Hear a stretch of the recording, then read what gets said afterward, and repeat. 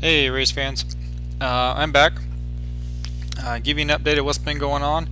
I hurt my back earlier in the week, so and my solid. Let me show you.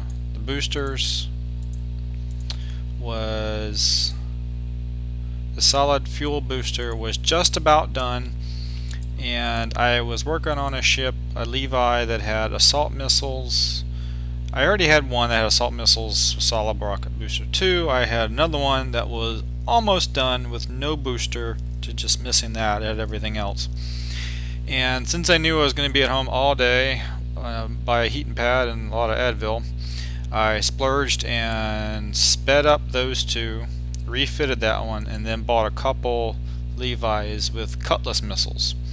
They're way cheaper than the assault missiles. And then I spent basically the whole day ranking up the ships. And between about a day and a half, I got them all to stars. So what they have on them is they have 3 of them have Cutlass missiles with engines 2, solid fuel boosters 3, no armor. None of them have armor. And then 2 of them have 3 assault missiles, and then 2 anti-mortars, and then no armor, and then the engines 2 and the fuel booster 3. I put the anti-mortar because the assault missiles are too heavy to put 5 of them on there. You could put 4 of them on there, I think, and then you'll never be able to have armor. I still do have a little bit of weight left, so I can put armor on them, but I wanted to rank them up first just in case they get sunk. They're easier to fix. So let me show you them. Let me show you them in action. They're really easy to use. They could take out any level of cargo. They could take out a level 9 in this first try. They can take out well, anything. If you could take out a 9, you could pretty much take out anything. And it's not even hard. You just turn them around. You just do the standard kiting. If you notice, that's Cutlass, Cutlass, Assault. So the Assault actually has a longer range. I try to gauge stuff more from the Cutlass range because that means all the guns are shooting. On an 8, the anti-mortar is actually pretty good because some of the mortars might stray.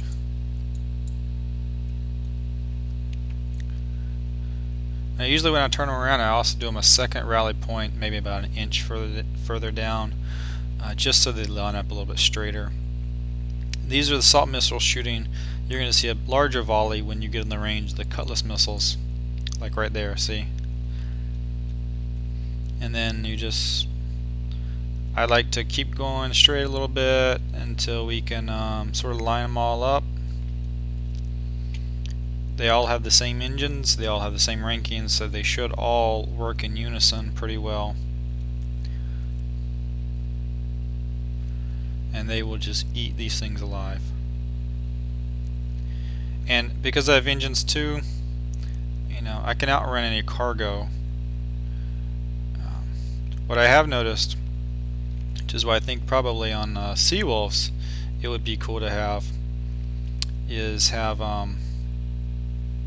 the laser targeting, because what I've noticed is that in between every ship I lose an entire volley. It will still shoot at the old ship that's already sunk.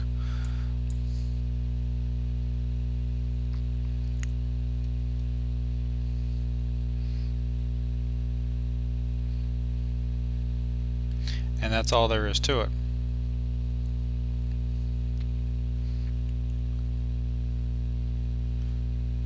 And what I've also learned for ranking up your ships, let me show you another set of ships, because I got these ranked up in about a day and a half because I started doing the math of getting your veteran points, whatever, for the ships. Is that it doesn't really matter the size of the cargo. It's like each ship has to destroy a certain amount, and it's not even, I don't even think it's a really large amount, to get 10 points. If the ship dies during a battle, it gets 10 points. It doesn't matter if you're hitting a level 4 or a level 9 cargo, you're still, each ship can only qualify for up to 10 points. Well, 20 if it dies, but 10 points if it lives. So what I started doing just to rank it up, I would take this and I was just hitting every 5 and every like 6 that I could find.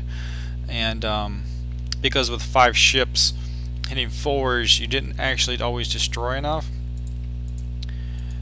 So then what I did, after I got that one all the stars, I took my Levi's that have the shockwaves, and I'll show you what I did with that one. It'll just take a second because I need to reconfigure the fleets. So I took basically this one, and let's take out the star one. Then I took one of the assault missiles and I stuck it on with the mortars. And for this one, I like my preference. What I found to be the easiest is level 6s. I'll pause it just a second to wait for it to get there. Okay, I'm back. And while this is engaging, if you've been paying attention, I actually jumped sectors again.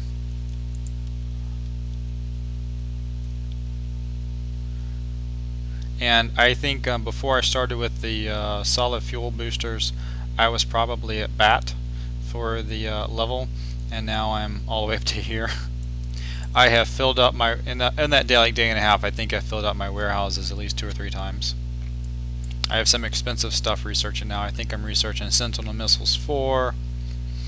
I am researching, I'll have to go look. I don't remember.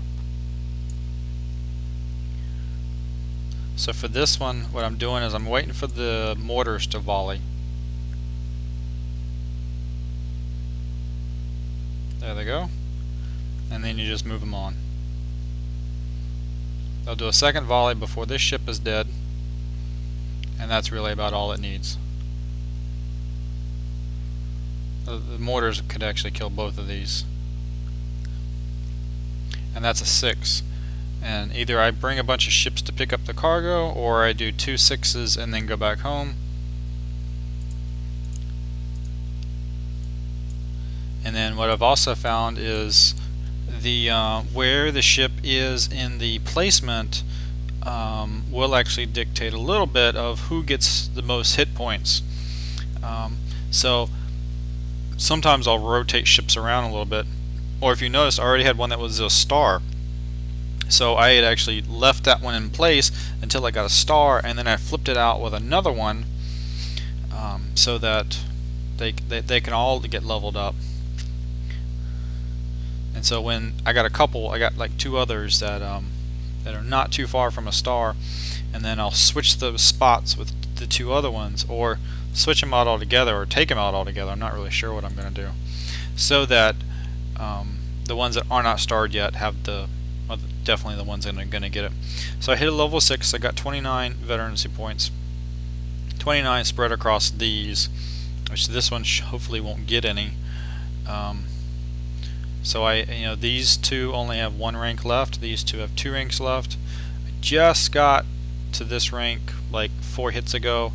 This rank, if I kept fighting tonight, I would probably get that one tonight to a star.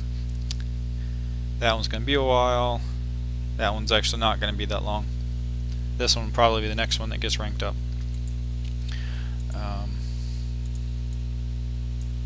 So I'm starting the Sentinel Missiles 4. I started the Floating Fortress, I think, a little while back. So that's working. I still got 2 days left on that. Started upgrade the this thingy, War Academy, so I can have another slot in my dock. This is the other thing I've been doing. I have this whole fleet now has engines 2 and hard barrels 3 for these studs. That's going to be for different events. I don't really know. And I just took out this one because that one's refitting too. So I'm just going to keep refitting those, see, until the Floating Fortress is done, and then I'll start building some floating fortresses. The goal is for the Floating Fortress is to build them so they can take out cargo, so that I can rank them up, and then I will refit them to fight bases, so that they will be a star before they ever touch a base. I think that would make it way more stronger than any other way, because what I've been reading on the forums is you just don't get a lot of points for ranking up your ships from hitting a base. You get them mostly from smaller cargo. So that's the goal. That's what we've been up to. Just I've been hitting tons of cargo. Let's check the battle log to see if there's anything interesting in there.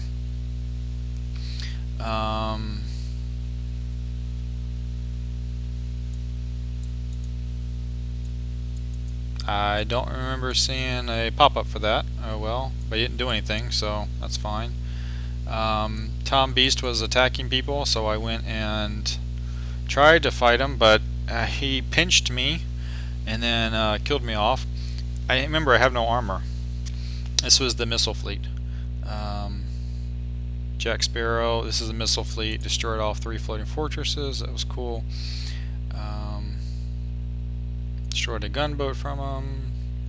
Davy Jones was picking on somebody 2 bases north of me, so I was kind of helping out with that. Davy Jones, Davy Jones, Davy Jones. And Davy Jones, he's not going to like me. Actually, hold on. No, that's the same guy.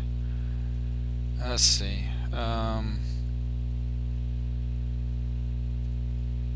If I hit any bases, I don't think the last base I hit, I think I showed y'all.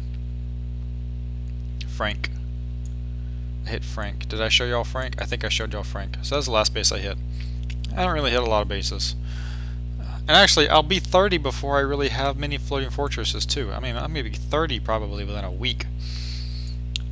So I'm kind of behind the ball on boats, but I think I pretty much always have been, because I focused so much on the advanced labs. Anyway, we'll catch up with y'all later. Talk to you later. Bye bye.